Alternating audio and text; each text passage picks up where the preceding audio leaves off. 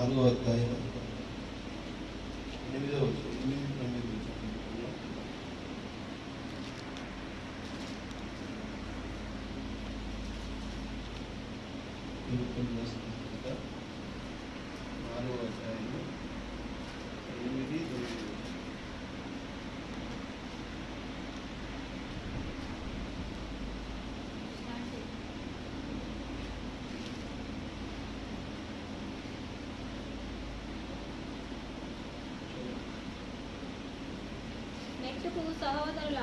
మెట్టుకు సహోదరులారా, ఏ యోగ్యత అయినను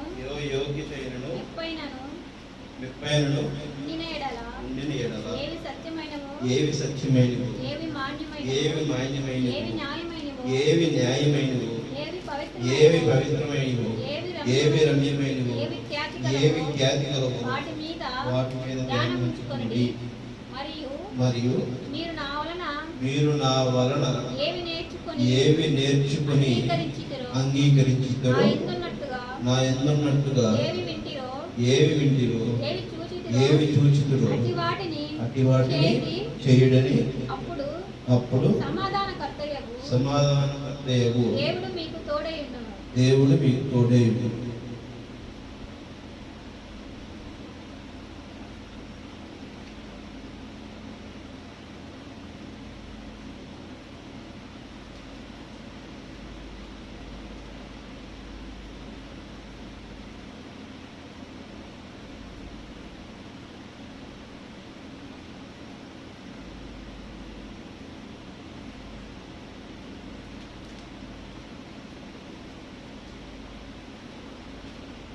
ప్రార్థనాను వాళ్ళు తరలించినట్లయితే, పరలోకమైన తండ్రి, పరిశుద్ధమైన తండ్రి, ప్రభువా నాయన యేసయ్యా, మీకు వందనాలు చెల్లించుకుంటున్నాం మా తండ్రి. చదవబడినటువంటి లేఖనం సంపూర్ణమైనటువంటి అర్థాన్ని మాకైతే తెలియదు కానీ ప్రభావ మీకు తెలుసునైనా మీరు ఏమి సంఘము ప్రభావ సందేశాన్ని ఇచ్చి ప్రభావ సంఘాన్ని ప్రభావ బలపరచాలని సిద్ధపాటు చేయాలని ప్రభావ మీరు నిర్ణయించుకున్నారో అటు వాటిని ప్రభావ ఈ సమయంలో మీరు ప్రకటించమని ప్రవీణ యేసుక్రీస్తున్నాము అడిగి వివరించున్నాము తండ్రి. దేవస్థాన హల్లెలూయా.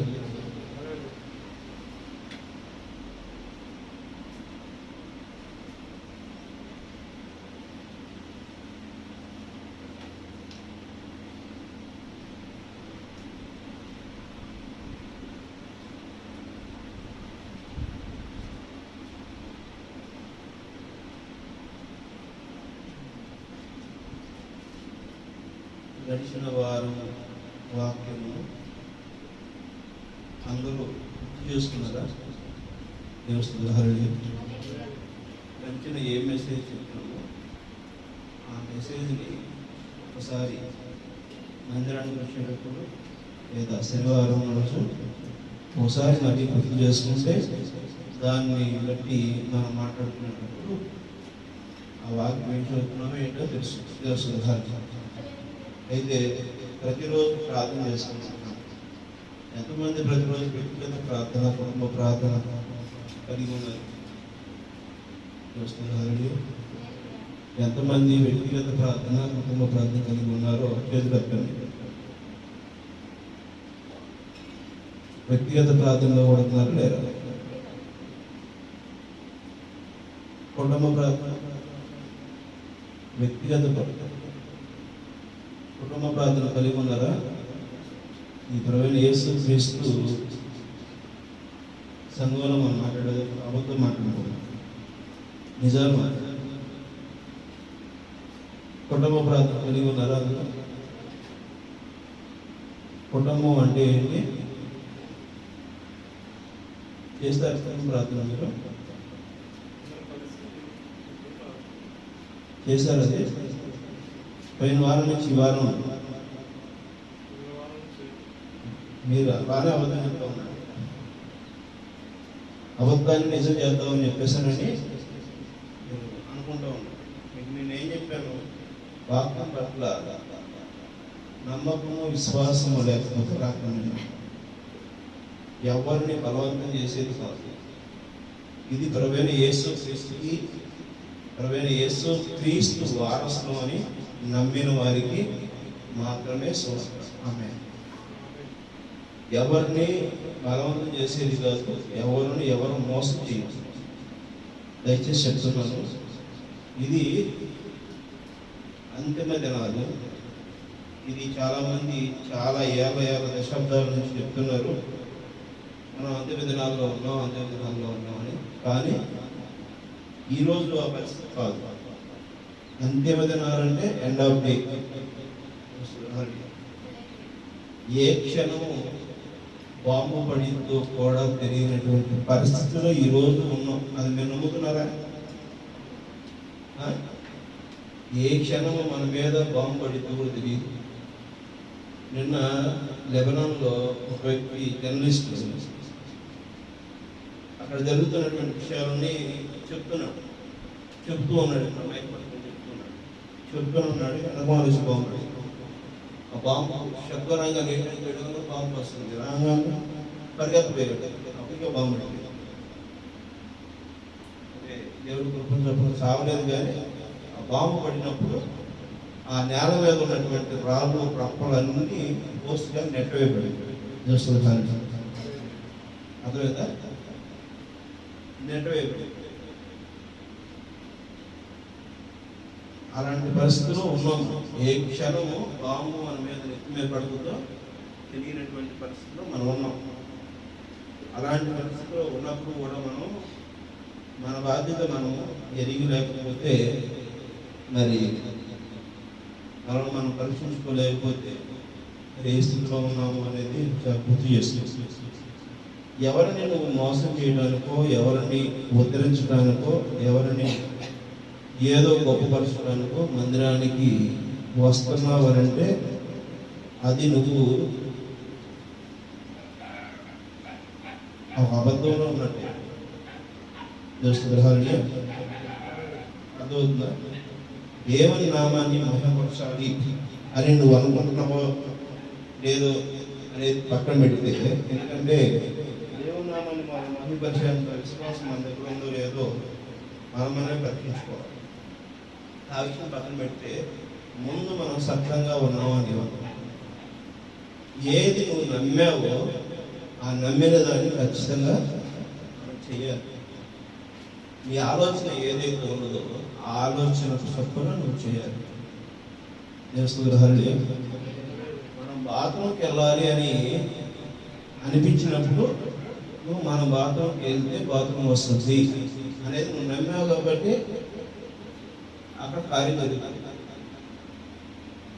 ఆహారం తినాలి, భోజనం చెయ్యాలి అని అనుకుంటున్నప్పుడు ఆకలి వేసింది అనేటువంటి విషయాన్ని నువ్వు నమ్మావు కాబట్టి నువ్వు తిన్నది కడుపు నిండిందని తృప్తి చెందగలుగుతావు. కడుపు నిండింది అని నువ్వు తృప్తి చెందలేదనుకో, ఎంత కడుపు ఉన్నా అంటే ఒక పావు కిలో లేదా ఒక అరకిలో తినేటువంటి వ్యక్తులు ఇది నాకు సరిపోయింది అని నమ్మకపోతే ఒకసారి కేజీ కూడా తింటారు. తిని అని చెప్పి కొన్నాడు కదా, తెలుస్తుంది రాలి అవునా కదా. ఎక్కువ అది కూడా ఇప్పుడు ఇంటి సాగు ఇచ్చాను అంటే అతను నమ్మలేదు. నా కడుపు నిండిందనే విషయాన్ని నమ్మలేదు. నమ్మేదాకా అంటే ఒక ఆహారం తినేదానికి, ఒక విసర్జన చేసేదానికి మన నమ్మకం లేకపోతే దాన్ని పిలిపించేయడం. మరి నువ్వు మందిరానికి ఎందుకు వస్తున్నావు? మందిరానికి దేనికి వస్తున్నావు? నువ్వు దేవుని నామాన్ని మహిమ కలుగును గాక. ఎందుకు వస్తున్నావు నువ్వు? నేను స్వస్థత పొందుకున్నాను, నేను సరైన రీతిలో దేవుని చిత్తానుసారంగా నేను జీవించాలని నిశ్చయించుకున్నాను. నేను దేవునికి తగిన విధంగా జీవించడంలో సఫలీకృతం అయ్యాను, విజయం సాధించాను. నా మాదిరిగా నా తోటి వారు కూడా ఉండాలి. నేను ఎదుటి వారిని ప్రేమించేటువంటి గుణగణాలు కలిగి ఉండాలి. వారి కోసం నేను ప్రార్థన చేస్తున్నాను. మంచి దేవుడు, మంచి సువార్త, మంచి మార్గము, సహృదయం కలిగినటువంటి పరిశుద్ధ గ్రంథ లేఖనాలను ఎదుటి వారికి చెప్పడంలో నా బాధ్యత ఉంది అని నమ్ముకొని దానిని సక్రమంగా పనిచేసి పరలోక రాజ్యానికి వెళ్ళాలనేటువంటి ఆశతోనే కదా మన మందిరానికి వస్తుంది దేవస్థానం. అంతేనా మందిరానికి వచ్చేది? నా రోగం తగ్గాలి, 10 మంది వస్తారు దేవస్థానానికి. నా అప్పులు తీరాలి, 10 మంది వస్తారు. నా సమస్యలు తీర్చబడాలి, 10 మంది వస్తారు. నా కుటుంబంలో కలుగుతున్నటువంటి కలహాలు, మాటల వివాదాలు, వాటి అవన్నీ పరిష్కరించబడాలి అని 10 మంది వస్తారు. మంచిది. అదే వారి లక్ష్యం అయితే నువ్వు నమ్మిన దానికోసం ప్రార్థన కలిగి ఉండాలి. దేవసుధారు, నీ రోగము నయమైంది అనేది నువ్వు నమ్మితేనే కదా నీకు నయమైంది అనేది తెలిసేది. నువ్వు నమ్మకుండా, నువ్వు చేయకుండా నాకు ఇవ్వు అని ప్రార్థన చేస్తే ఎలా ఉంటుందంటే ప్రార్థనా శక్తిని కూడా నిలువరించగలిగేటువంటి పరిస్థితి, సాతాను దురాత్మ ప్రభావం కలిగి ఉండేటువంటి పరిస్థితి మనం చూస్తున్నాం. దేవస్థానం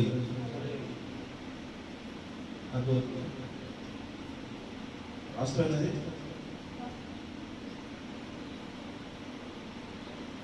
సాతాను ప్రభావం కూడా మనం కలిగి ఉండేటువంటి పరిస్థితి.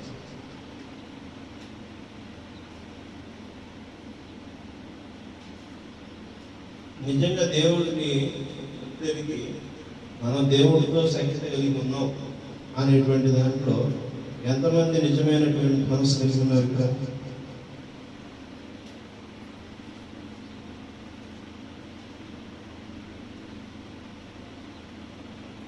అది సందేహం. సందేహము ఒక అపజయానికి నాంది పలుకుతుంది. అవునగా కొంతమంది చెప్పలేని స్థితిలో ఉన్నారు. అంటే నువ్వే ఒక అపజయాన్ని అంగీకరించావు. అపజయాన్ని అంగీకరించేటప్పుడు విజయోత్సవ వేడుకలో పాల్గొనాలనుకోవడము నీ యొక్క మత్తుకి కారణం కదా. అనగా ఎవరిని మభ్య పెట్టాలనుకుంటున్నావు? నీలో ఉన్నటువంటి దురాలోచనని ఎలాగా నువ్వు బలపరుస్తున్నావు? దేవస్థానం ఎంత జిడ్డుగా మనం తయారవుతున్నామంటే, ఇది వద్దురా బాబు అన్నప్పుడు దాన్ని మనం చేయకూడదు. ఇది మనకు వద్దున అయినా అన్నప్పుడు అది మనం చేయకూడదు. మనం అదే పదే అదే పరిస్థితులు మనం చేస్తున్నప్పుడు కొన్ని విలువలు కోల్పోతాం. అవునా కదా? ఉన్న విలువలు మనం కోల్పోతాం.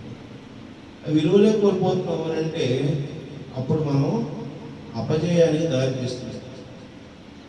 అప్పుడు మనకున్న స్థానాన్ని మనం కోల్పోతాం. మనం పొందుకోవలసిన దాన్ని మనమే కోల్పోతాం. ఇక్కడ ఒక జడ్జిమెంట్ జరుగుతుంది. దేవస్థానం ఈ రాజ్యము నాదే అనేటువంటిది దేవుడు క్లెయిమ్ చేయాలని చెప్పేసారనేటువంటిది చూస్తున్నాడు. తనకు ఉన్నటువంటి ప్రతివాదిగా తన కుమారుడే అపవాదిగా నిలిచినాడు. దేవస్థానం అపవాది కూడా దేవుని కుమారుడే. దేవుని యొక్క విశ్వాసానికి, దేవుని యొక్క నమ్మకాన్ని బయలుపాటు చేసినటువంటి రక్షకుడైన ప్రభువైన యేసుక్రీస్తు దేవుని నామమున మహిమ గాక. మరి అసంతృప్తి, సంతృప్తి, అవిశ్వాసం, విశ్వాసం, ఇవి రెండు కూడా ఎక్కడున్నవి?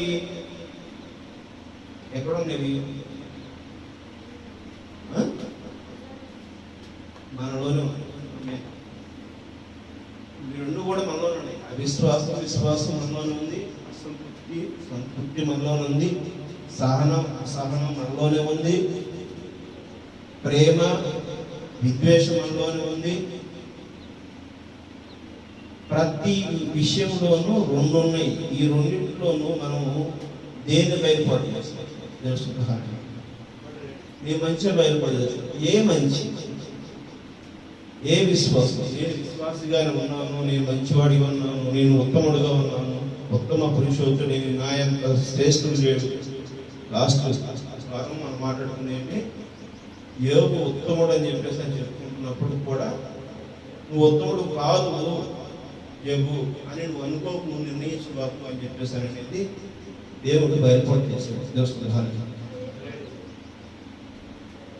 మనం ఎంతటి వారు, మన స్థానం ఏంటి, మన యోగ్యత ఏంటి, మనం ఏంటి అనేటువంటి దాన్ని ఎవరికి వారు గుర్తు చేసుకుని నడవడం అనేది మనకు కావాలి. ఏవి సత్యమైనవి,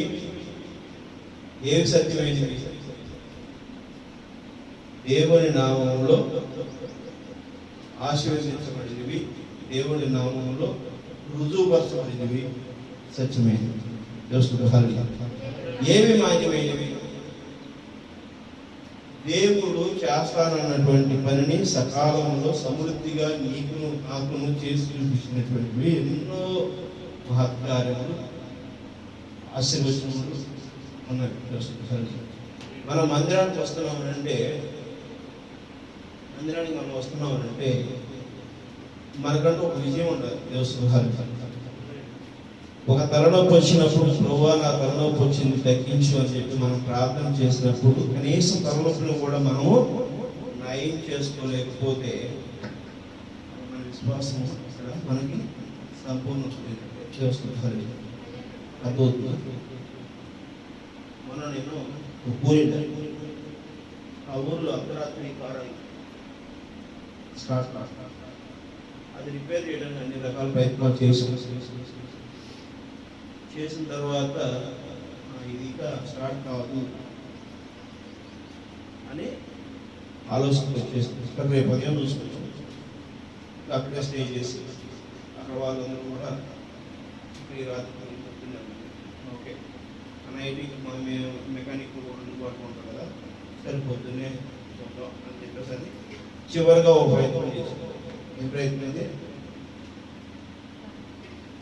ఏ ప్రయత్నం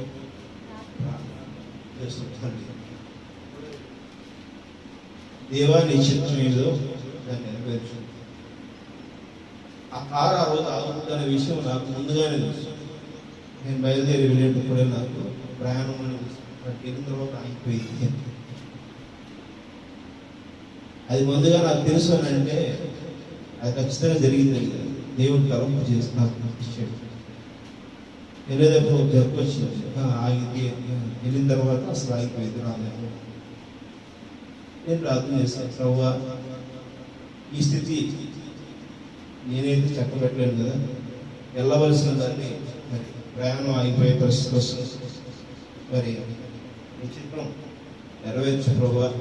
మరి నేను వెళ్ళాలనుకుంటే నా ప్రయాణానికి ఆటంకం లేకుండా నీ నామాన్ని కనపరిచిన నీకే మహిమ కనుక్కోవాలన్నా అని చెప్పేసి ప్రార్థన చేశాను. ఇప్పుడు శాలెంని స్టార్ట్ చేయడానికి సెల్ఫ్ కొట్టాడు స్టార్ట్ చేయాలి. ఆమె అంటే మన ప్రార్థన వలన ఏదైనా మేలైనటువంటి ఆశీర్వదించాలి. అటు ఒకసారి వైన్ కట్ట ఎంత ఉంటుంది, దాంట్లో సగం వైరు తెగిపోయింది. ఎంత కట్టలో సగం వైరు తెగిపోయింది. అయినా ఇప్పుడు వెళ్ళాం, బాగానే చూస్తే సగం వైరు తెగిపోయింది. దానికి అతికేయలేదు, ఏం చేయలేదు. ప్రార్థన చేసుకుని మళ్ళా అట్టాను బండి అయిపోయింది. స్టార్ట్ చూస్తే వైర్లన్నీ తెగిపోయింది. ఆగిపోయిన బండి మళ్ళీ ప్రార్థన చేసి స్టార్ట్ అయింది. పిడుగులాంటి ప్రాబ్లం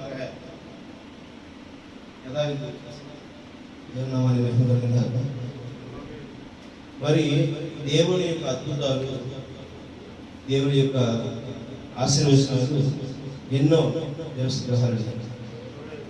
దేవుణ్ణి నేను ఎరిగి దేవుని పక్షమున దేవుని ఆశీర్వచనంతో నేను నడవాలనుకుంటున్నాను. కానీ వ్యక్తుల కోసమో, వ్యక్తులను గణపరచడం కోసమో, వ్యక్తుల్లో మహిమపరచడం కోసమో నేను నడవాలనుకోలేదు. అది నిజంగా నేరుగా నేను ప్రతి ఒక్కరికి చెప్పాను. నాకు ఇష్టమైనటువంటి వ్యక్తులు ఈరోజు నాకు మాట్లాడలేనటువంటి పరిస్థితిలో ఉన్నారు. అది వాళ్ళ వ్యక్తిగతమైనటువంటి నిర్ణయాలు అయితే దేవుడు వాళ్ళని క్షమించుకుంటున్నటువంటి దేవుడు. ఎందుకంటే దేవుని బిడ్డలు ఎప్పుడు ప్రేమపూర్వకంగా ఉంటారు. అది నేను పదే పదే చెప్తే అది నీ తీర్పు చెప్తున్న వాళ్ళు దేవస్థానం. తీర్పు ఎలాగుందంటే ప్రవక్త చెప్తాడు, ఒకరు ఇద్దరు ముగ్గురు వ్యక్తుల సాక్షులుగా ఉంచి దాన్ని మాట్లాడినప్పుడు అది నిర్ధారించబడుతుంది.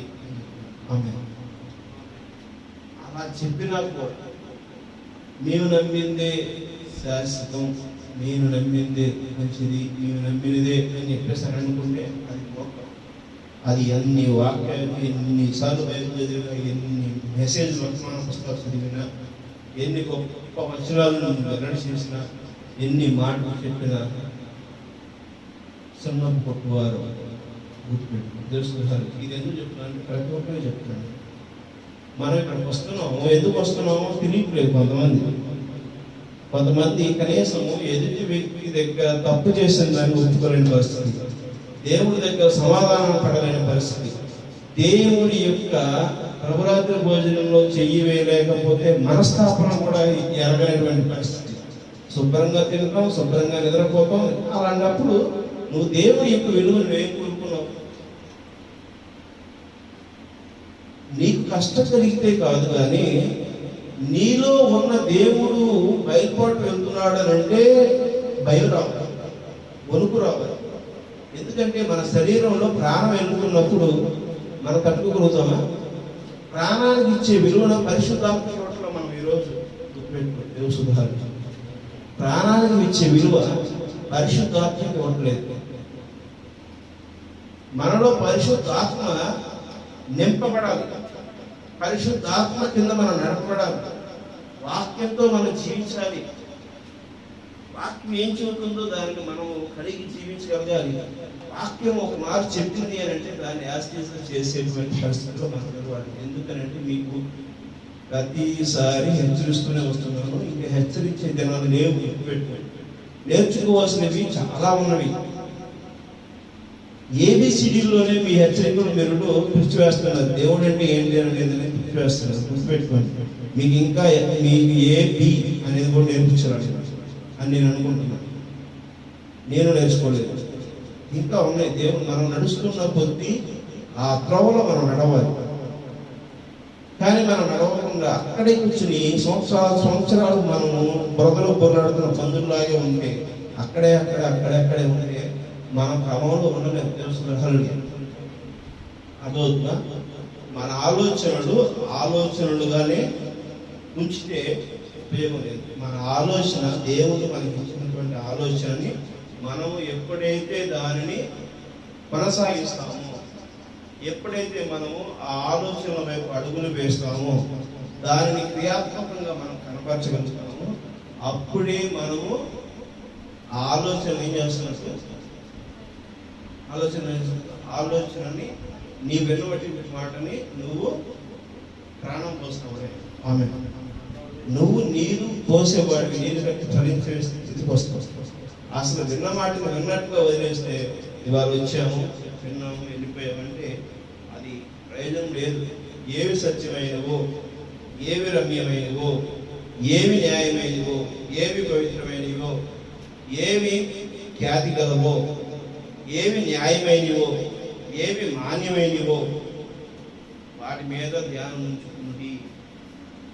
మీకు అది ధ్యానం ఉంచుకున్నటువంటి పరిస్థితుల్లో నేను ఉన్నాను. సహోదరులారా గమనించండి, అది చెప్తున్నటువంటి విషయాన్ని నీవును నేను తెలుసుకోవాల్సినటువంటి పరిస్థితి ఉంది. దేవుడు హల్లెలూయా. మీరు నా వలన ఏవి నేర్చుకుని అంగీకరించిరో, నా యందున్నట్టుగా ఏవి వింటిరో, ఏవి చూచిరో అట్టి వాటిని చిగిడి. నీ మాదిరిగా మేము ఉండలేకపోతున్నాం, నీ మాదిరిగా మేము ప్రార్థన చేయలేకపోతున్నాం, నీ మాదిరిగా అలా ఉండలేము అనే వాడికి నువ్వు క్రీస్తులో ఎప్పుడు ఉంటావు? అప్పుడు అదో నాలో ఏమున్నాయో మీరు చూశారు, వాటిని ఖచ్చితంగా కొనసాగించుంటారని పౌలు తిమోతిగా చెప్తున్నారు పిలుపు సంఘానికి.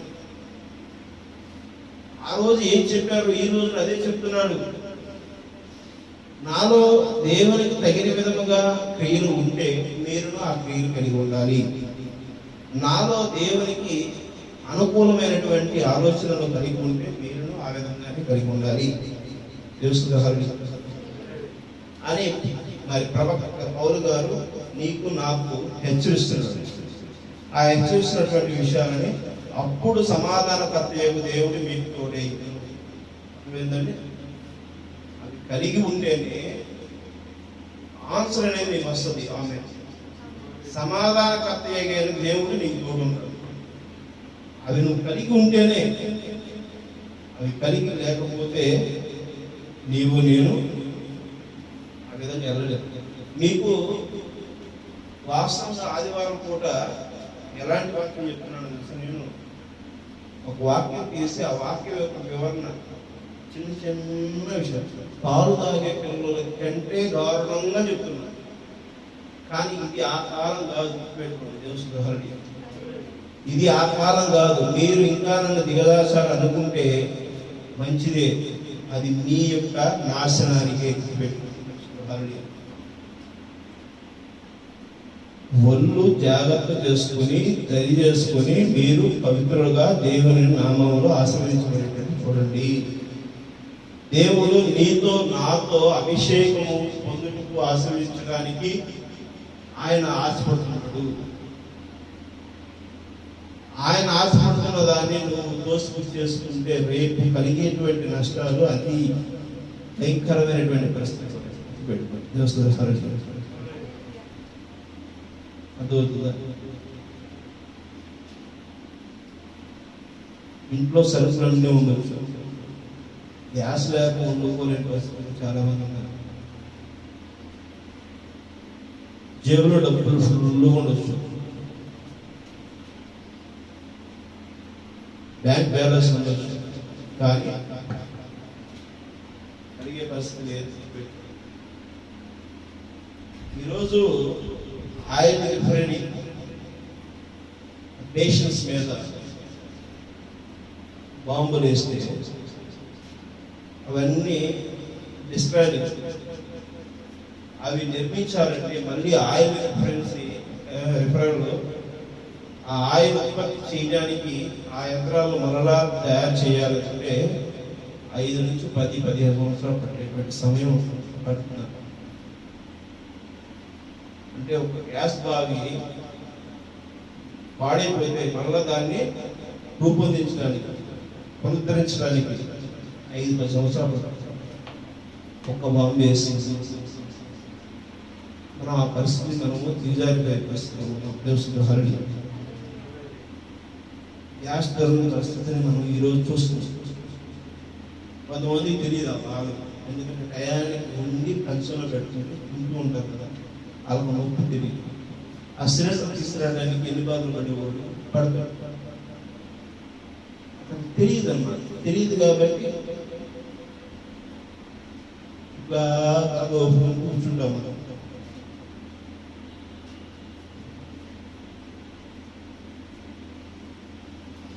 అర్థమైందా?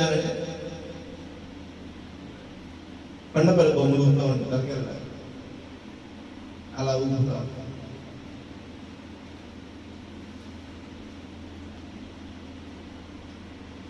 కట్టెలు ఏర్పరుచుకున్నారు చాలా మంది, ఎక్కడ పొలాలు ఉన్నాయని చెప్పేస్తారు కానీ వెళ్ళి ఏర్పరుచుకుంటారు. ఎందుకంటే ఉన్న గ్యాస్ ఏదన్నా సమయంలో మనం ఉపయోగించుకోవచ్చు. పొదుపుగా సమయాన్ని, మనకు సమయం ఉంది, టైం ఉంది, పొలంలో దొరికే అవకాశం తీసుకొచ్చి మంచి చేస్తుంది.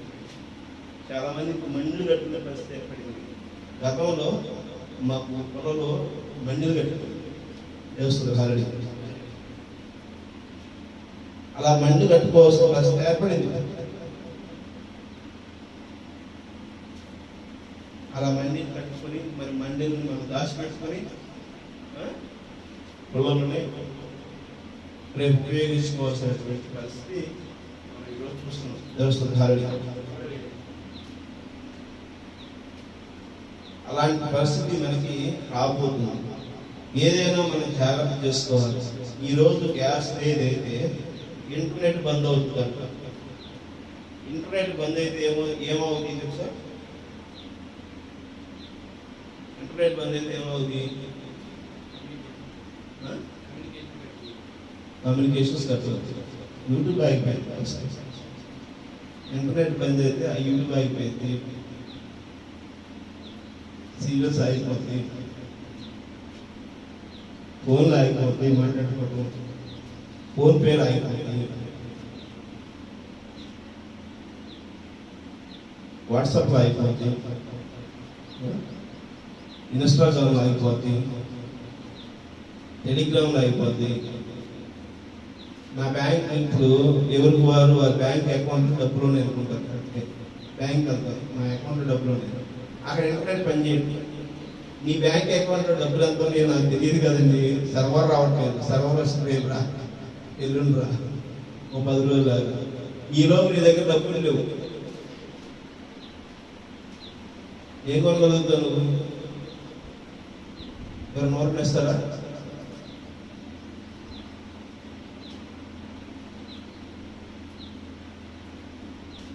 వచ్చింది ఆల్రెడీ. ఇప్పుడు సమస్య ఇంటర్నెట్ వైర్పైన ఆల్రెడీ కట్ చేసింది ఇరాన్. సముద్రంలో ఉన్నటువంటి పూర్తి స్థాయిలో కానీ కట్ అయింది అనుకో, ఏమైపోతావు నువ్వు? నేను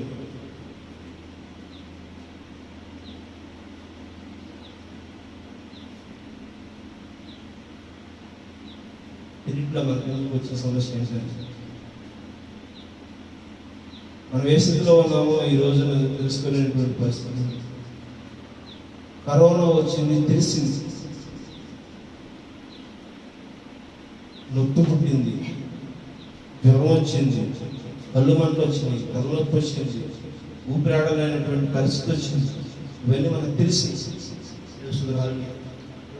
అప్పుడు అందుకని ఏం చేసాం మనం? దేవా దేవా దేవా దేవా దేవా దేవా నన్ను రక్షించినాయన, నన్ను రక్షించినాయన, నాకు రోగం తగ్గించినాయన, నా రోగం తగ్గించినాయన ప్రార్థన చేశారు అందరూ. ఇప్పుడు చాపట నీరులాగా పరిస్థితి ఏర్పడుతుంది. పెట్టుకోండి దేవస్థానానికి. ఇప్పుడు నీకు తెలియదు, నీకు డ్యామేజ్ అవుతుంది లేదో నీకు తెలియదు. వ్యాధులు అలాగే కదా. ఒకసారి చుక్కలు వచ్చింది అనుకో, ఏమవుతుంది? మెల్లమెల్ల మెల్లమెల్ల ఆర్గన్స్ దెబ్బతింటూ వస్తూ ఉంటాయి. ఏది అక్షరంగా మనం కంట్రోల్ చేయకపోతే, అలాగే నీ విశ్వాసాన్ని నువ్వు బలపరచుకోకపోతే, నీవు ఈరోజు ఏ పరిస్థితిలో ఉన్నావో నువ్వు దేవుడితో సైకిల్ కలిగి దేవుడితో నువ్వు నడవకపోతే, నీకు ఆ భయం లేకపోతే, దాని మీద నువ్వు లేకపోతే, నేను భయపడుతున్నాను అని చెప్పి ఇట్లా కూర్చుంటే ప్రయోజనం లేదు. పెట్టుకో. ఎవడేం చేయలేడు. చేస్తుంది హరియే అదోనా అదైంది. మార్పు ఉన్నా మార్చుకోవాలి. నీకు ఒంటి మీద గాయాలు పడేదాన్ని కొంతమందికి మనిషికి మాట చెప్పగానే సరి చేసుకుంటారు. కొంతమంది ఏంటంటే ఎదురు దెబ్బలు పడుతున్నా కూడా ముద్దోళ్ళు ఉండేవాళ్ళు చిన్నప్పుడు చదువుకునేటప్పుడు. చేస్తుంది ఓ పాట చెప్పి వెంటనే ఒక 2 మంది ఫస్ట్ చేశారు. తర్వాత గట్టి ట్యాక్ వేస్తేనే ఉంది. 2 దెబ్బలు పేరు పచ్చి తీసుకుని 2 దెబ్బలు కొడితేనే ఉంది. కొంతమంది తొడపాసం చేసి పెడితేనేవారు, మాస్టర్ ఫస్ట్ తొడపాసం పెడుతున్నారు. కొంతమందిని ఎండలో కూర్చోబెడితే వినేవారు. కొంతమందికి గోడ కూర్చి ఏపిస్తే కానీ వినేవారు. రకరకాల మనుషులు ఉంటారు, రకరకాల మనుషులు ఉంటారు. చెప్పగలిగిన ఏదైనా వినాల్సిందే. అర్థమైందా? నిన్ను వినేటట్టు చేసేందుకు దేవుడు ఏదైనా చేస్తాడు. గుర్తుపెట్టుకో. ఆమేన్.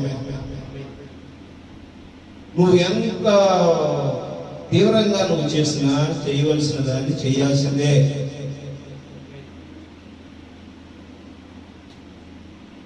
దేవుని గాక. అది ఎవరు చేస్తారు?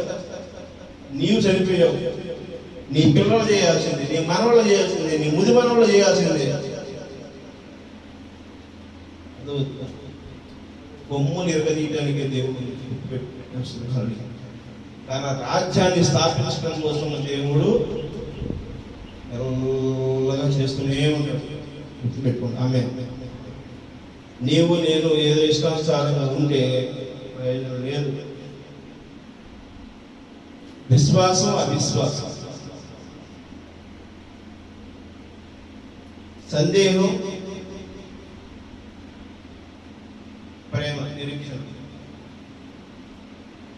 అసహనం, సహనం, ప్రేమ, ఇవి వీటి మీద వ్యత్యాసం మరలా మనం మాట్లాడుకుందాం. అటు నుంచి మనం మాట్లాడుకుందాం. కానీ ఇప్పుడు మనము ముందు ఇవన్నీ కొన్ని తెలుసుకున్నాం. 10వ వచనం చదవండి.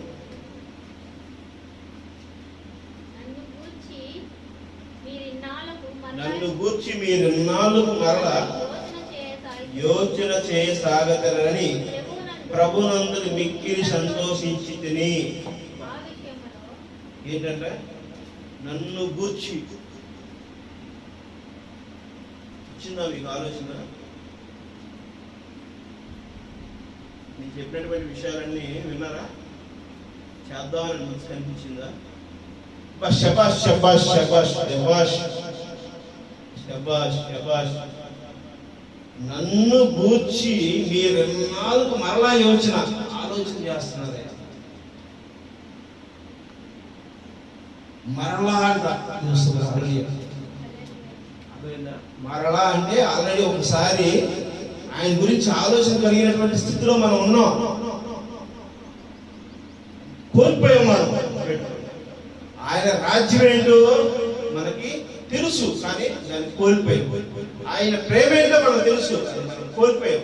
ఆయన విశ్వాసం ఏంటో మనకు తెలుసు, దాన్ని మన దగ్గర నుంచి కోల్పోయాం.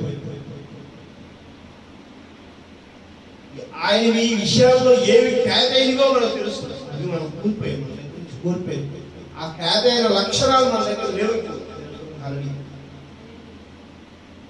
అవి మళ్ళీ పొందుకోవడం కోసం సత్యమైనవేవో, మాన్యమైనవేవో, న్యాయమైనవేవో, పవిత్రమైన, అంటే న్యాయం కూడా మన దగ్గర లేదు. గుర్తుపెట్టుకోండి. తెలుసుకుంటారు, ఈ లోకంలో న్యాయం ఉందా? ఈ లోకంలో న్యాయం లేదు. మరి నీ న్యాయవంతుడు, నీ నీతిమంతుడు, యథార్థవంతుడు, మంచివాడిని, గొప్పవాడిని, నా ఎంత శ్రేష్ఠుడు లేడు, నా ఎంత గొప్ప వీరుడు లేడు అనేటువంటి మనిషి ఏమవుతాడు?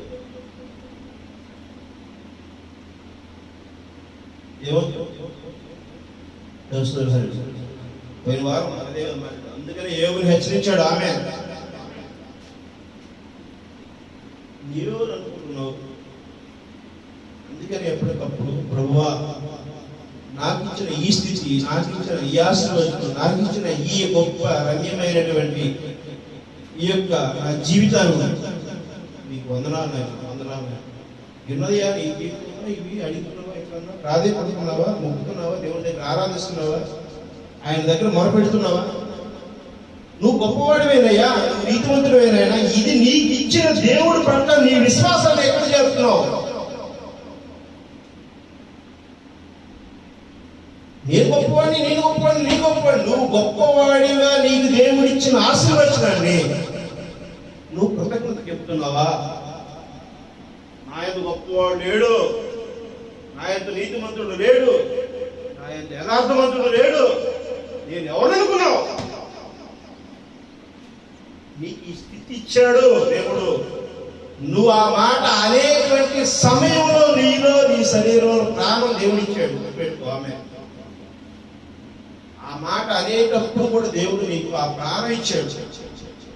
ఆ జీవం ఆ శరీరంలో ఉంచినాడు. చూసావా? ఆ కృపను మరుస్తున్నాను.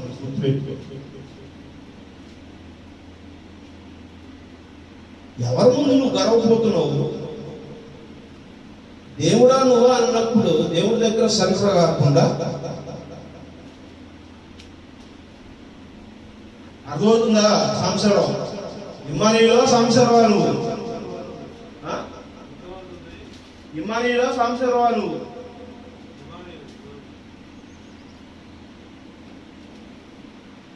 నీలో మార్పు రాకపోతే, మారు మనసు రాకపోతే, పశ్చాత్తాపం రాకపోతే, తగ్గింపు రాకపోతే, సరి చేసుకునే తత్వం నీలో లేకపోతే నువ్వేం మాట్లాడి దేవుడి దగ్గర నీ యొక్క అహంకారం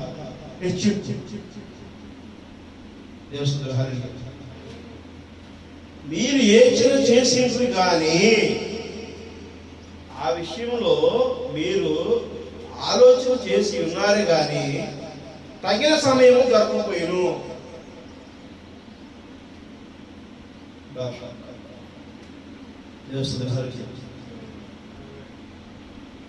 చేతులు కాలేక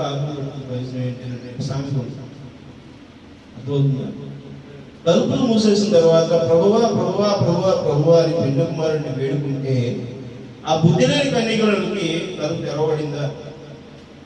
లేదు కదా. మరి ఇప్పుడు తలుపు వేసే సమయం అయిపోతుందే, వస్తుందని చెప్పి నువ్వు తెలుసుకున్నావు కదా, మరి ఎందుకు నువ్వు అలక్ష్యంగా ఉన్నావు? ఇది తెలియని వాళ్ళు కొంతమంది జనాలు ఉన్నారు కదా, ఉన్నారు లేదా? ఈ విషయం నీకు హెచ్చరిస్తున్న మన పరిచర్యలో, మన వర్తమానంలో దేవుని ప్రవక్త ఈ కాలానికి నువ్వు నవోదయ సంఘకాలంలో నుంచి బయటకు వచ్చావు అని చెప్పేసి చెప్తున్నాడు. ఆమె ఇది సంఘకాలంలో ఉన్నటువంటి మందిరానికి వెళ్ళేటువంటి వాళ్ళు ఇక్కడ ఈరోజు బాపట్నంలో పరిసర ప్రాంతాలలో కానీ ఎక్కడైనా సరే ప్రపంచం అంతా జరిగినటువంటి వాటిలో 95-98% మంది జనాభాకి నవోదయ సంఘకాలం ముగించబడింది అనేది అంగీకరించరు. ఆమె 7 సంఘకాలాల కాలం అయిపోయిందన్న సంగతి తెలియదు.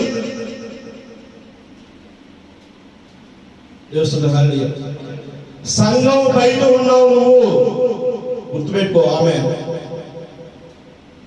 సంఘం బయట ఉన్నావు, సంఘం బయట పీస్తున్నాడు. నేను తలుపు తట్టిన వేళ, తలుపు తట్టేది ఎక్కడి నుంచి తడుతున్నాడు అన్నాడు ఆయన. ఎక్కడి నుంచి తలుపు తడుతున్నాడు ఆయన? బయట నుంచి తలుపు తడుతున్నాడు. ఆమె నువ్వు ఎక్కడున్నావు ఇప్పుడు? లోపల ఉన్నావా? నవోదయ సంఘకాలంలో ఉన్నావా? బయటకు వచ్చావా? ఆమె తలుపు తీస్తే నీ ఇంట్లోకి వస్తారంటలా ప్రవేశిస్తూ గుర్తుపెట్టుకో. నువ్వు తలుపు తీస్తే నేను నీతోను, నువ్వు నాతోను కలిసి ఆ తండ్రి అందు సింహాసనం దగ్గర భోజనం చేస్తాం. ఆమె ఆ తండ్రి సింహాసనం ఎక్కడ ఉంది? భూమి మీద ఉందా? తండ్రి సింహాసనం ఎక్కడుంది? పరలోకంలో ఉంది. ఆమె పరలోకంలో ఉన్నది అంటే ఈ భూమి మీద లేదు. ఈ భూమి మీద ఏం జరగవలసి ఉంది? ఈ భూమి మీద ఏం జరగవలసి ఉంది? పరలోక రాజ్యం ఈ భూమి మీద జరగవలసి ఉన్నది. ఆమె పరలోక రాజ్యము మీ మధ్యనే ఉంది అన్నాడు. ఆమె పరలోక రాజ్యం ఈ భూమి మీద జరగవలసి ఉన్నది. పరలోక రాజ్యము అక్కడ ఉంది, కానీ ఆ రాజ్యము ఇక్కడ జరగవలసి ఉన్నది. ఆమె రాజ్యం అంటే ఏంటి? రాజ్యం అంటే ఏంటి? ఇల్లు. ఆమె అర్థమవుతుందా? ఒక గృహము ఒక రాజ్యానికి సాదృశ్యమై ఉన్నది. ఆమె ఈ గృహంలో ప్రతి ఒక్కరు కట్టుబాటు కలిగి ఉండాలి, ప్రతి ఒక్కరు క్రమం కలిగి ఉండాలి, ప్రతి ఒక్కరు ఒకే మనసులో ఉండాలి. ఈ రాజ్యము క్రీస్తుకి సాదృశ్యమైనది. ఆమె పరలోక రాజ్యము భూమి మీద జరగవలసినది. ఈ విషయాన్ని నువ్వు ఒక్కసారి ఆలోచించినందుకు మంచిదే. ఆలోచిస్తున్నావే కానీ తగిన సమయం దొరకపోయినో గుర్తుపెట్టుకో. ఆ సమయం నీకు ఉండదు, గుర్తుపెట్టుకో అంటాడు పౌలు తిమోతి గారు. ఇది పిలుపు సంఘానికి హెచ్చరిక. ఇప్పుడు చెప్తున్నాడు ఆ మాట. సమయం లేదు, గుర్తుపెట్టుకో. లాస్ట్ అంతిమ కాలంలో ఉన్నావు నువ్వు. దేవుడి మర్మాన్ని తెలుసుకోలేనటువంటి స్థితిలో ఉన్నావు. అది ఇప్పుడు నీకు నాకు రాయబడిన లేఖనమా కాదు? ఈరోజు సంఘానికి రాయబడిన లేఖనా కాదు. పెట్టుకో, నాకు కొదవ కలిగి నందున నేను ఎలాగ చెప్పుకోలేదు. చేస్తుంది హల్లెలూయా. ఇక్కడ ఏదో పదవి ఉందని చెప్పట్లా, ఎక్కడ ఏదో వెళుతుందని చెప్పట్లా, ఇక్కడ ఏదో కావాలని చెప్పట్లా, ఇక్కడ నువ్వేదో నాకు ముద్రిస్తావని నేను చెప్పట్లా, నువ్వు నాకేదో తీసుకొచ్చి పెడతావని నేను చెప్పట్లేదు, నువ్వు దశమభాగాలు ఇస్తావని నేను చెప్పట్లేదు, నువ్వు నా సంఘానికి రాలేదని నేను చెప్పట్లేదు. నా దగ్గర నాకే కొదవ లేదు, గుర్తుపెట్టుకో అంటున్నాడు పౌలు గారు. నీ చెప్పట్లా. చేస్తుంది హల్లెలూయా. దేవుని నామానికి మహిమ కలుగును గాక. నేనే స్థితిలో ఉన్నానో ఆ స్థితిలో సంతృప్తి కలిగి ఉండి నేర్చుకుని ఉన్నాను. దేవుని నామానికి మహిమ కలుగును గాక. ఆమేన్. నేను ఏ స్థితిలో ఉన్నానో ఆ స్థితిలో నేను నేర్చుకుని ఉన్నాను. నేను ట్రైన్ అయి ఉన్నాను, శిక్షణ పొంది ఉన్నాను. నేను ఏ యుద్ధం చేయాలో నాకు తెలుసు. చెప్పగలుగుతావు నువ్వు? నేను ఈరోజు లోకంలో ఉన్నావు చెప్తారా ఆ మాట? పౌలు గారు చెప్తున్నారు ఆ మాట, తిమోతి గారు చెప్తున్నారు ఆ మాట. నేను శిక్షణ పొంది ఉన్నాను. శిక్షణ పొంది ఉన్నావు నువ్వు? పరలోక రాజ్యం నాదే అని చెప్పగలుగుతావు నువ్వు? హల్లెలూయా. నేను ఈ పరలోక రాజ్యంలో వెళ్ళగలుగుతాను అని నువ్వు చెప్పగలగాలంటే నీకు సంపూర్ణ వాక్యం తెలియాలి. ఆమేన్. దేవుడు ఏం చెబుతున్నాడో, దేవుడు నీకు నాకు ఏ రాజ్యాన్ని స్థాపించుకున్నాడో, నిన్ను నన్ను పాపం చేయాలనుకుంటున్నాడో అది నీకు నాకు తెలియపరచడం కోసమే నీకు నాకు మాట్లాడుతున్నాడు. సమయాన్ని వ్యర్థం చేసుకుంటున్నావు. నవలేదు దేవుడితో సంకేతపడే సమయంలో నువ్వు ఉన్నావా? నిన్ను నువ్వు ప్రార్థన చేసుకునేటువంటి సరి చేసుకునేటువంటి దాంట్లో నువ్వు ఉన్నావా? ప్రభా ఇవ్వు ఇవ్వు ఇవ్వు ఇవ్వు కాదు, నీకు చెప్పింది ఏంటో చేస్తావా లేదా? నువ్వు చెప్పింది చెయ్యి, నీకు ఇస్తానో లేదో తెలుస్తుంది. తెలుస్తుంది హల్లెలూయా. చెప్పింది చేయకుండా క్రమంగా ప్రార్థన చేయమంటే లేదు, క్రమంగా తినమంటే లేదు, క్రమంగా సమయానికి అనుకూలంగా పనిచేయమంటే లేదు, గౌరవించమంటే లేదు, తోటి వారి పట్ల ప్రేమ కలిగి ఉండమంటే లేదు. ఉన్నావా మనం ఈరోజు? ఉన్నావా? ఉంటే నీ దగ్గర ఏదో కొరత అంటాడు దేవుడు. దేవుడు హల్లెలూయా. ఉన్నా నీ దగ్గర నీకు మీద ఒక తప్పు మోపవలసింది అంటాడు. ఆమేన్. ఒకటి తగ్గింది అంటాడు. దేవుడు హల్లెలూయా. ఎందుకంటే మన సంపూర్ణం కాదు. అవన్నీ యేసుక్రీస్తు కలిగిన సంపూర్ణత మనకును కలిగి ఉండటం కోసమే యేసుక్రీస్తు మోసిన కాడి నీవు నేను మోయాలి. ఆమేన్. ఆ సిలువలోకి నువ్వు నేను రావాలి. ఆమేన్. ఆ సిలువను మోసుకుని కలవరలో నువ్వు నేను ఏం కావాలి? ప్రాణత్యాగం చేయాలి. ఆమేన్. ఏ ప్రాణత్యాగం చేయాలి? గర్వం అనే ప్రాణత్యాగం చేయాలి, మోసం అనే ప్రాణత్యాగం చేయాలి, అలక్ష్యం అనే ప్రాణత్యాగం చేయాలి, అవిశ్వాసం అనే ప్రాణత్యాగం చేయాలి, అబద్ధికులకు ఉన్నటువంటి ప్రాణత్యాగం చేయాలి.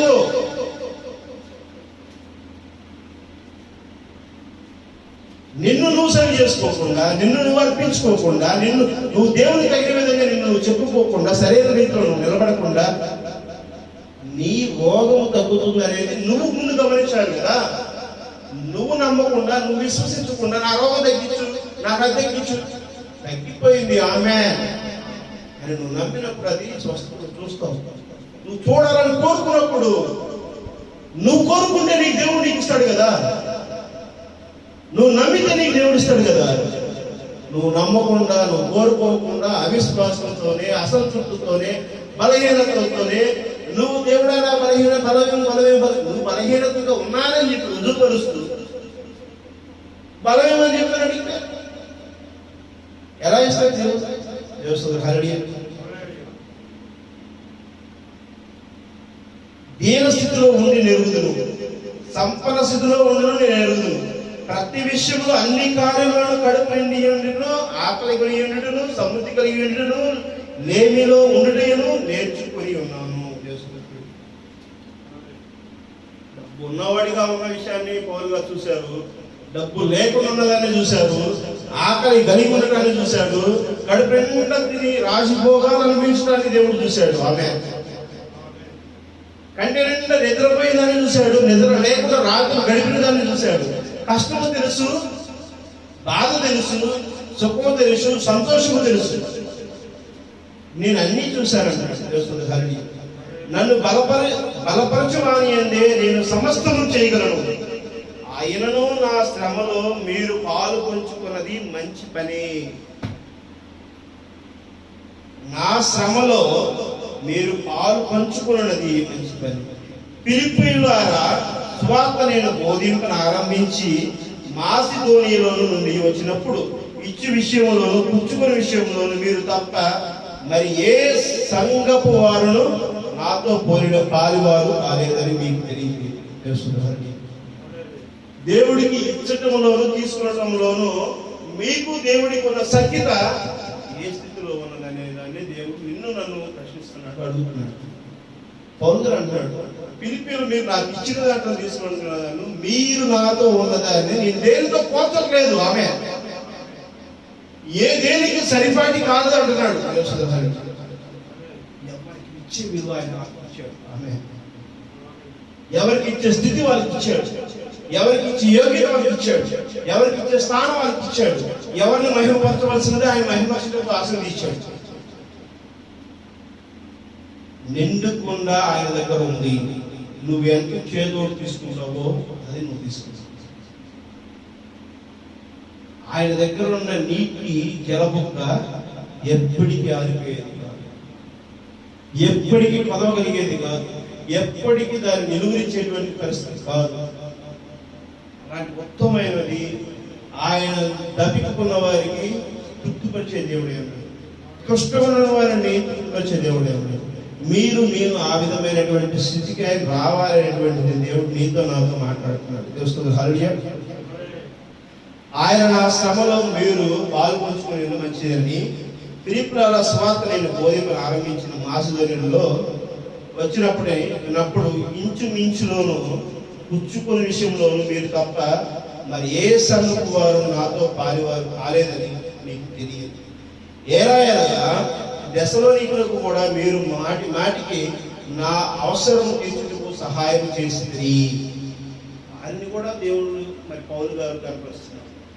దేవుడు నన్ను కనపరుస్తున్నాడు. సంఘంలో ఉన్న ప్రతి ఒక్క విశ్వాసని ఆయన ఆశీర్వదిస్తున్నాడు.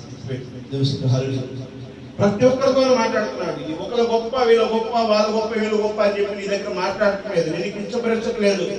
నీకు దేవుడికి ఉన్నదాన్ని నిన్ను గొప్పగానే చూస్తున్నాడు దేవుడు. పెట్టుకో. ఆమేన్. నీకు ఇస్తున్న స్థితిని దేవుడు నీకు ఇచ్చిన దాన్ని నువ్వు కలిగి ఉండు.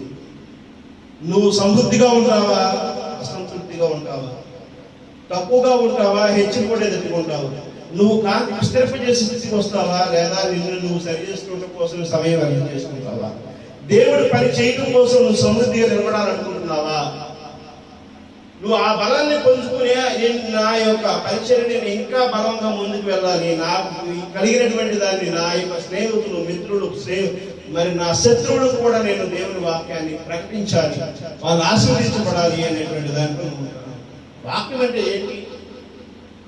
వాక్యం అంటే ఏంటి? మతం కాదు, గుర్తుపెట్టుకోండి. పరిశుద్ధ గ్రంథం మతం కాదు, ఒక మార్గమై ఉన్నది. నన్ను సరైన మార్గంలో నడిపించడం, సరైన ఆలోచనలు, సరైన ప్రేమలను, సరైన బుద్ధిలోను, సరైన క్రమంలోను ఒకరిని ఒకరు మరి పురిగలుపుకొని సరి చేసుకునే విధంగా నడిపించడమే పరిశుద్ధ గ్రంథం యొక్క సదుద్దేశమైంది. ఆమేన్. ఆ విధమైనటువంటి క్రైస్తత్వంలో నువ్వు నేను ఉండాలని దేవుడు నన్ను పిలుచుకున్నాడు. పెట్టుకోండి. ఆమేన్. మత్తయి సువార్త 18వ అధ్యాయం 16వ వచనం.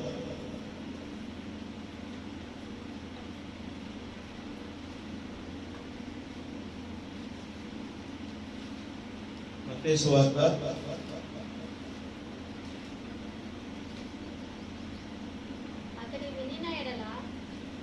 అతడు వినిన ఎడల ఇద్దరు ముగ్గురు సాక్షుల నోట మాట స్థిరపరచబడినట్లు నువ్వు ఒకరిద్దరిని నిలబెట్టుకుని వెంట పెట్టుకుని అతని యొద్దకు పొమ్ము. దేవుని హల్లెలూయా. ద్వితీయోపదేశ కాండము 19వ అధ్యాయం 15. ద్వితీయోపదేశ కాండము 19వ అధ్యాయము 15.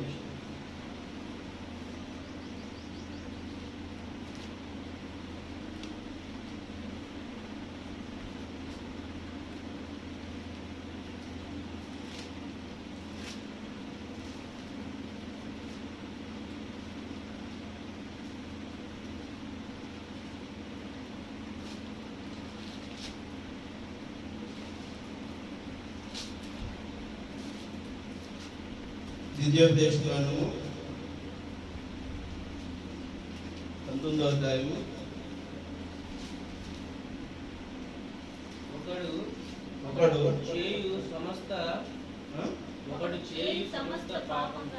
ఒకడు చేయు సమస్త పాపములను ఏ అపరాధమును గూర్చైనా గాని ఒక సాక్షి యొక్క సాక్ష్యమును అంగీకరించకూడదు.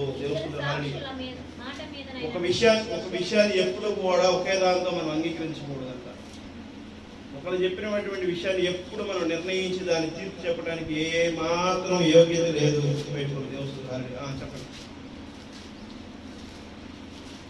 చెప్పండి. ఇద్దరు సాక్షులు మాట మీదైనా ముగ్గురు సాక్షుల మాట మీదైనా ప్రతి సంగతి స్థిరపరచబడుతుంది. యోహాను సువార్త 14వ అధ్యాయము 14వ అధ్యాయము 2వ.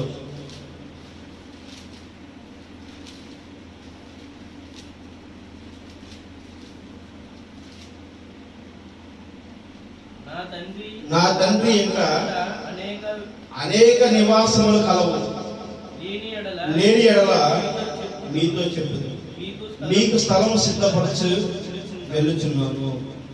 నా తండ్రి ఇంట అనేక ఇల్లున్నాయంట, అనేక నివాసములు ఉన్నాయంట. నివాసములు అంటే ఏంటి?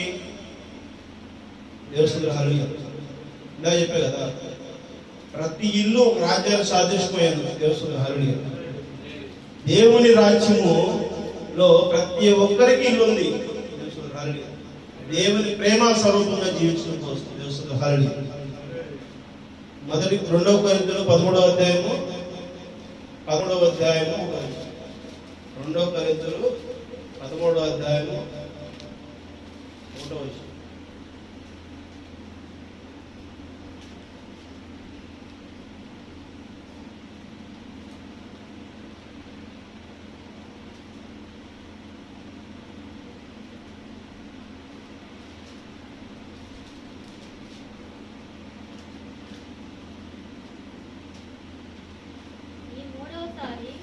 ఈ మూడవసారి నేను మీ యొద్దకు వచ్చుచున్నాను.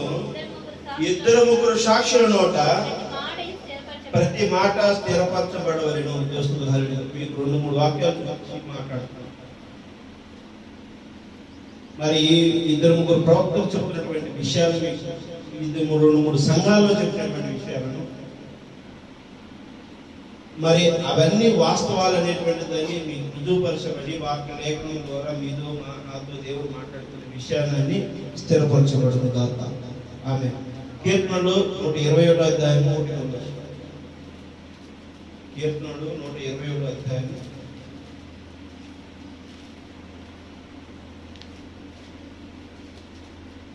127వ అధ్యాయం 1.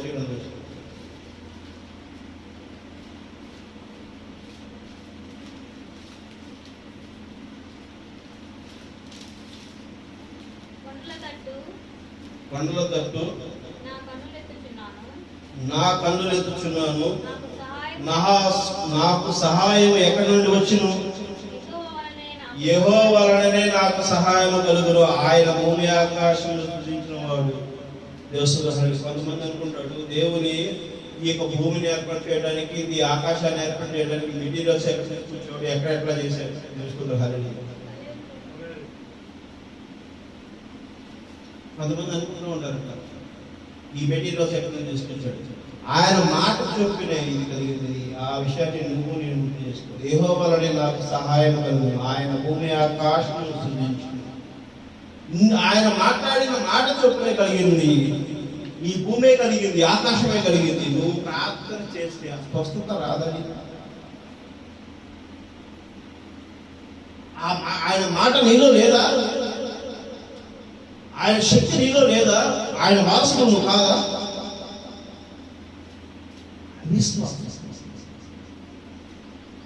నీలో విశ్వాసం ఉంటే ఇప్పుడు నిజంగా నువ్వు సరైన రీతిలో ఉన్నావా? నేను దేవుడికి వారసుడిగా ఉన్నాను కదా, నేను దేవుడికి ప్రతినిధిగా ఉన్నాను కదా.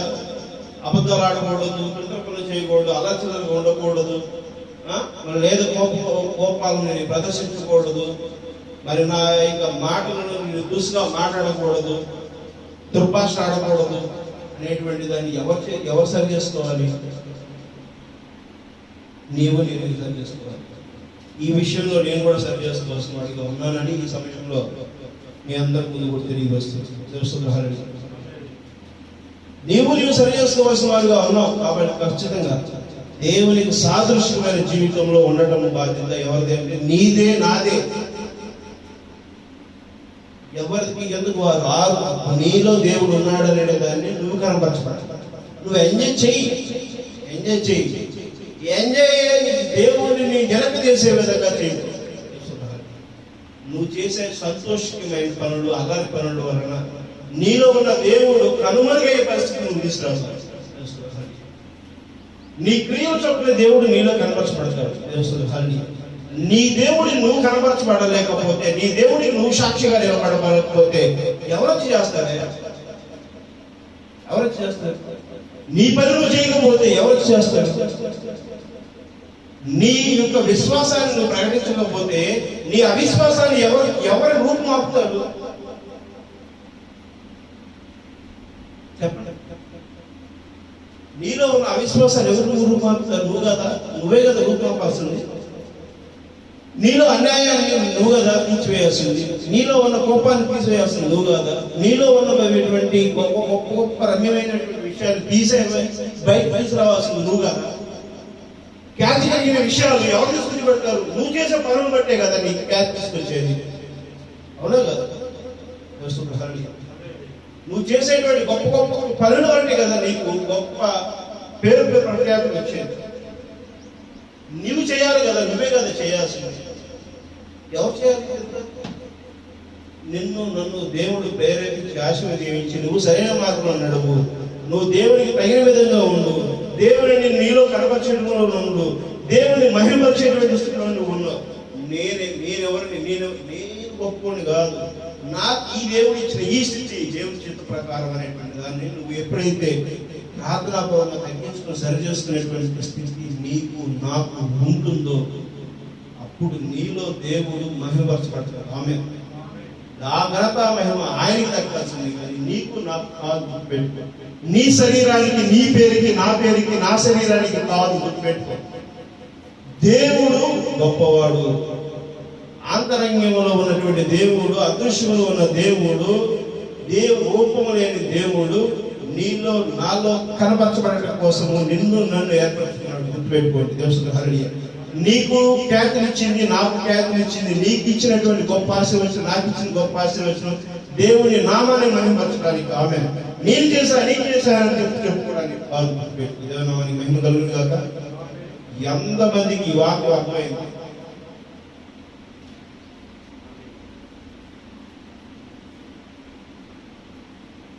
కీర్తనలు 127వ అధ్యాయం 1వ వచనం. యెహోవా ఇల్లు కట్టించని ఎడల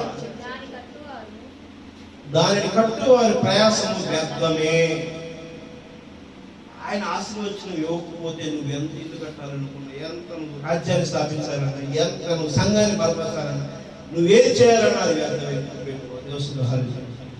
యెహోవా పట్టణం కాపాడని ఎడల దాని కావలి కాయవారు మేలుకొని ఉండే వ్యర్థమే. యెహోవా కావలి కాయవారు మేలుకొని ఉండే వ్యర్థమే. ఆయన కాపాడుతున్నాడు కాబట్టి చిన్న దేశం ఇజ్రాయెల్ దేశం కాపాడబడుతుంది. అవునా కదా? అక్కడ నిద్ర రావా జనాభాకి? అక్కడ జనాభా ఏమైనా వీరులు సులు ధీరులా? అలర్ట్నెస్ దేవుడు నీకు నాకు ఇస్తున్నాడు. గుర్తుపెట్టుకో. దేవుడు ఆశీర్వచనం ఇచ్చాడు. ఇజ్రాయెల్కి ఏది ఆశీర్వచనం ఇస్తాడో దేవుడి యొక్క బిడ్డలకు కూడా అదే ఆశీర్వచనం ఇస్తాడు. అది మనం గమనించుకోకుండా నేను అనుకున్నావా? గుర్తుపెట్టుకో. ఈ రోజు నుంచి చెప్తున్నాను ప్రతి ఒక్కరికి కూడా, అది నీ అహంకారపూరితమైనటువంటి ఆలోచన గొప్పగా నువ్వు అనుకున్నావంటే మటుకి నువ్వే పాపంలోకి వెళ్ళబోతున్నావు. రాబోతున్న ఉగ్రతలో నువ్వు చవి చూడబోతున్నావు. రుచి చూడేసే పరిస్థితి. గుర్తుపెట్టుకో. ఇప్పటికైనా చెప్పిన మాట అర్థం చేసుకొని తరి చేసుకొని వాక్యానికి తగిన విధంగా ఎవరున్నా లేకపోయినా కుటుంబ ప్రార్థన అంటే కుటుంబ ప్రార్థన ఒక సమయం కేటాయించినప్పుడు అక్కడ ఆ ప్రార్థన జరగాలి. గుర్తుపెట్టుకోండి. ఒకడున్నాడు, వాడు లేడు, వాడు లేకపోతే ఒక మనిషి కోసం కాదు ప్రార్థన చేస్తుంది, దేవుడి కోసం. వ్యక్తి ఎవరికి వాడు ఈ రోజు ప్రార్థన చెప్పి పర్లేదు, రేపు చేసుకుంటాం. ఎవరికి వాడు వ్యక్తి నువ్వు టయాన్ని ప్రార్థన చేయాలనుకున్నప్పుడు చెయ్యి. దేవునికి మహిమపరచబడాలంటే మహిమపరచబడు. దేవునికి కొనియాడాలనుకున్నప్పుడు కొనియాడు. నీకు దేవుడు ఇచ్చిన ఆశీర్వచనం పట్ల మనం ఒక బొమ్మ బైక్ మీద వెళ్తున్నాం, ఒక లారీ సత్రం పక్కన నుంచి వచ్చిపోయింది. కొద్దిగా రెప్పమోడలో ఒక లారీ మనం తరిగి పడిపోగాడం అనుకున్నా, దాన్ని తప్పించాడు. అప్పుడు ఏం చేయాలి? ఎప్పుడండి ప్రభువా నన్ను పడిపోయి దెబ్బలు పడలేకుండా నన్ను కాపాడినందుకు ఆయన నీకు కృతజ్ఞతలు. ఆయన ఆ క్షణం ప్రార్థన కలిగి ఉండాలి, తగ్గింపు కలిగి ఉండాలి. మరణాన్ని క్షేమంగా నీ గమ్యానికి చేరినప్పుడు ఆయన కృతజ్ఞత చెల్లించుకోవాలి. నీ నామాన్ని గణపరచడంలో, నీ మా నామాన్ని మహిమపరచడంలో, నీ గొప్ప రాజ్యంలో నేను నాలో కనపరచబడటానికి నువ్వు నన్ను ఇంకా బయలుపాటు చేసి నన్ను ప్రాణంతో ఉంచి నన్ను ఆశీర్వదించిన దేవా నీకు వందనాలైనా అనేటువంటి స్థితి ఆలోచన నీకు నాకు ఎప్పుడైతే ఉంటుందో అప్పుడు దేవుడు నీతో నాతో ఉంటాడు. ఆమె నువ్వు ఆ స్థితిలో లేకుండా ఏముందలే ఏముందలే ఏముందలే అనుకుంటే ఏముందనుకుంటే ఏముండదు. ఏముంటుంది? ఏముండదు. మరణమే ఉండదు. అక్కడ సత్యం సర్వమే ఉంటుంది. దేవుడు నిన్ను నన్ను ఖచ్చితంగా ఉండే విధముగా వాక్యమును బయలుపాటు చేశాడని నేను నమ్ముతాను. నమ్మొచ్చా? ఈ వాక్యం నేను చదివి ఎంతమంది బలపరుస్తారు? కీర్తనలు 127 అధ్యాయం మొదటి వచనం చదవండి. యెహోవా యందు భయభక్తులు కలిగి ఆయన త్రోవల యందు నడుచు వారందరూ ధన్యులు. ఆమె ఇదేనా ఇప్పుడు నాకు చెప్పింది నేను? అదే కదా. ఎంతమంది దీన్ని బలపరుస్తున్నారు? ఎంతమంది బలపరుస్తున్నారు? అర్థమైందా నేను అడిగిన ప్రశ్న ఏంటో? ఎంతమంది ఈ వాక్యాన్ని బలపరుస్తున్నారు? ఎక్కడికి మధ్యలో వెళ్ళొచ్చారు, టూరీలు వచ్చారు, ఎక్కడికి వెళ్ళారు? ఏదో ఇరాన్ దాడులతో లేకపోతే సౌదీ అరేబియాలో సమావేశానికి వెళ్ళారు. ఏం చదివారు వాక్యం?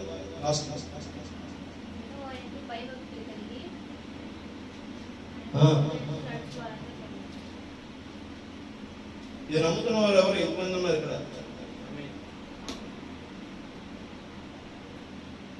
ఈ వాక్యం నమ్ముతున్న వారు ఎంతమంది ఉన్నారు?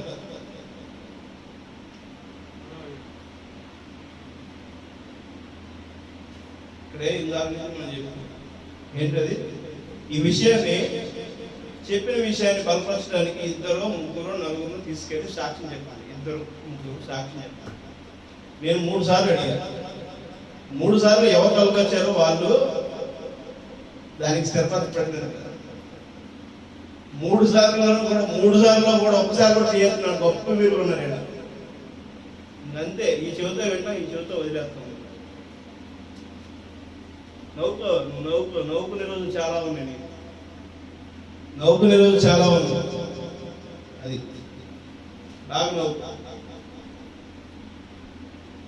నీకు అర్థం కావట్లేదు. వచ్చేటువంటి ఎంత చెబుతున్నా కూడా ఇప్పుడు గంట సేపు వాక్యం చెప్పినా కూడా నువ్వు ఇంకా అదే ధ్యాస అదే ఋషి హిమాలయాలోకి దేవస్థ హల్లెలూయా. ప్రార్థన చేస్తున్నాం. పరలోకమందు తండ్రి, పరిశుద్ధుల తండ్రి, ప్రభువా నాయన యేసయ్య, మహిమగల రాజా, స్తుతి అర్పణ ప్రభువా యేసయ్య, చెప్పబడినటువంటి వాక్యము ప్రభువా ఎంతమంది మనసులో విత్తుకున్నారో ప్రభువా వారిని మీరు బలపరచండి, స్థిరపరచండి నాయన. ప్రభా ఇదిగోనైనా అపవాది దొంగలించబడటానికి సిద్ధంగా ఉన్నాడు అయినా ప్రభా కొన్ని విషయాలు ప్రభా మరి అర్థం చేసుకునేటువంటి పరిస్థితుల్లో ప్రభా సంఘంలో ఉన్నవారు ఉన్నారనైనా ఆ విషయాలను ప్రభా బలహీనులై ఉన్నారు ప్రభా వారి వెంటనే ప్రభా మీరే కృప చూపించండి, ఆశీర్వదించండి నైనా. వారికి మీరైనటువంటి దీవెన దయచేయండి. శబ్దయంత్రంలో వింటున్న వారిని మరి అట్లాగే యూట్యూబ్ ద్వారా ప్రభా విన్నటువంటి వారిని అందరిని కూడా ప్రభా ఈ మాటలను ప్రభా స్థిరపరచండి, బలపరచండి నైనా. ఇదిగో ఉన్నటువంటి కొద్ది సమయంలో ప్రభా మేము ప్రభా బలహీనులుగా ఉన్నాం నైనా, మీరు మమ్మల్ని బలపరచుటకు మాట్లాడారైనా. ఇదిగోనైనా ఈ క్షణం నుంచి మేము క్రమం కలిగిన జీవితంలో ఉండటానికి మేము తీర్మానం చేసుకుని ఉన్నాం నైనా. ఇదిగోనైనా మేము తీర్మానం చేసుకున్న విషయాన్ని ప్రభా మేము బయలుపాటు చేసి నమ్ముతున్నాం తండ్రి. ఆమె ప్రభా మీరే ప్రభా మమ్మల్ని ఆశీర్వదించి దీవించగలుగుతారని కోరుకుంటున్నాం మా తండ్రి. ఈ యొక్క మాటను బట్టి ప్రభా మేము తీర్మానం చేసుకుని ఉన్నామని చెప్తున్న వారు ఆమెను చెప్పడానికి నోరు ఉంటే చెప్పవచ్చు. తీర్మానం చేసుకుని చెప్పండి, తీర్మానం చేసుకోకపోతే చెప్పబోతుంది. ఇది ప్రార్థనలో కూడా మరి ఆ చెవులు వింటున్నాయో వినట్లేదో నాకు తెలియట్లేదు. మరి ఈ సంఘంలో ఎంత నిద్రేంటో ఎంత మొత్తం ఏంటో ఇది నాకు కొంచెం ఇబ్బందికరంగా ఉండేటువంటి పరిస్థితిలో ఉంటాం. గుర్తుపెట్టుకోండి. దేవుని స్తోత్రం. హల్లెలూయా. ప్రతి ఒక్కరూ నిద్రావస్థలో నుంచి, మైకంలో నుంచి, ఆ మత్తులో నుంచి బయటకు వచ్చి ప్రార్థనకి ఏకీభవించారు. ప్రార్థనగానే ఉండండి, తగ్గింపు కలిగిన.